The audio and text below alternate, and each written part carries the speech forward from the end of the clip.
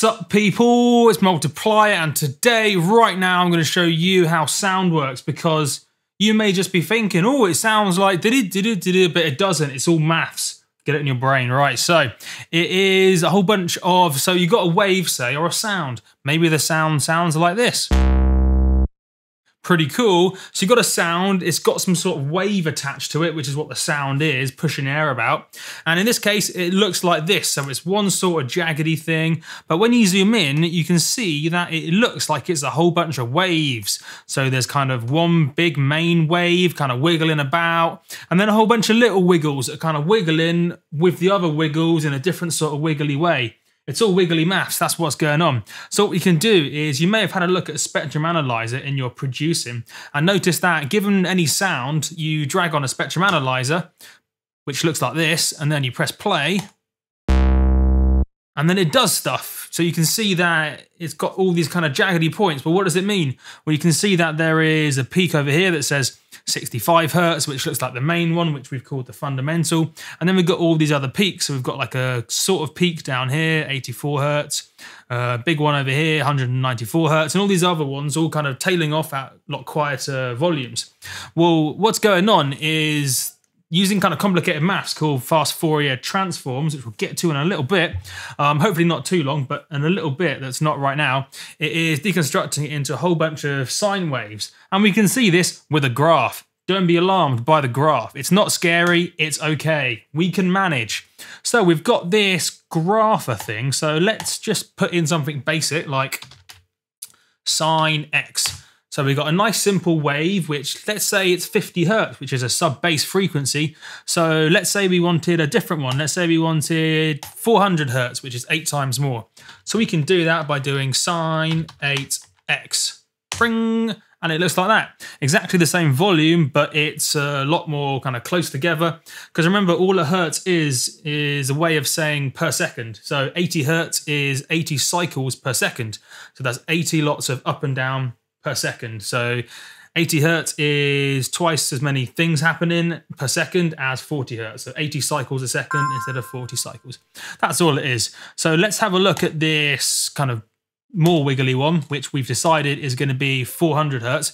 Let's say we wanted it a little bit quieter. So we can do that by also doing maths and doing sine 8x, and then divide all that by 5. So now you can see this next wiggle we've done is the same frequency, but at a quieter volume.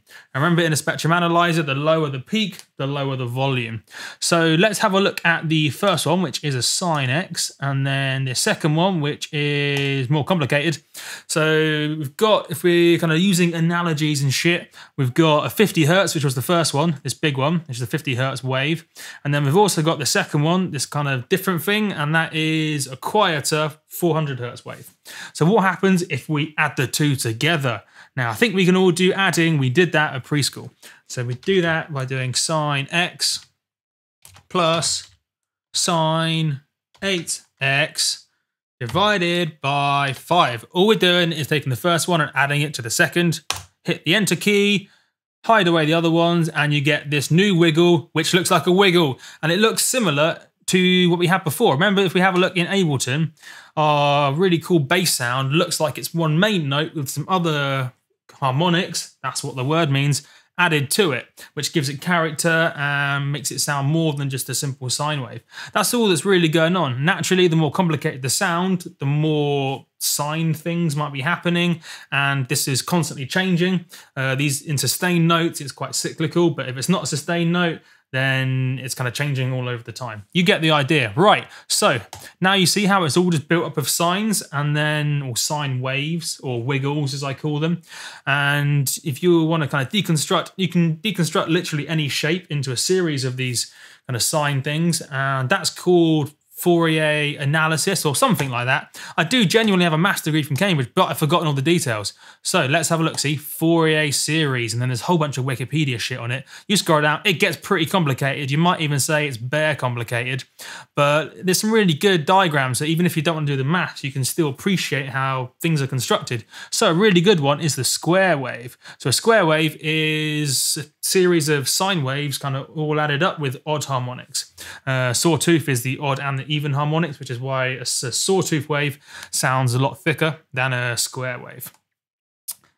Learning is good. So we can see in this picture what happens. As it says, animation of the additive synthesis of a square wave with an increasing number of harmonics. So this red, I was forgetting my colors, this red wave is the square wave that we are approximating with kind of adding up all these little sine waves. So the first one, which looks like a sine wave, which is that thing, is the first harmonic, and then as you add lots of other ones, it all builds up to look like the square wave, and that's what's going on in this picture. And I think it's quite cool how it all kind of adds up and gets closer and closer to a square wave using maths. And then there's all sorts of other diagrams. You can see it here. There's a diagram like that. And then if you want to look at it in terms of cycles, then this one over here, which you can probably see now, see how, so the blue one is the summation of all the other arrows, but the arrows are kind of moving about or being cyclical or wobbling, call it whatever you like, at their own frequency. But when they all add up, they result in something, which is the blue, and that is a square wave. Pretty cool, right? And then I recommend, even if you haven't done, say, like university level maths, even if you've only done like A level or high school, whatever country you're in, that sort of maths, you can still probably pick apart what's going on a little bit. So you can see how this little big dude here, which is a sigma in Greek, I think it is, just means you're adding up lots of things. I'm not going to deconstruct the maths. That's probably not the best use of mine or your time. But can you really start to see? Hopefully you can. I've just given you some maths in a video, and you can see how it's just everything's sine waves, kind of, but not. It's kind of not all sine waves, but it all kind of is. It's just an approximation. It's not exact because this is an infinite sum, kind of. Not always. Sometimes it is. It depends what wave you're doing, but our waves are always changing. I bet that just confused you, but it's cool, right? Maths.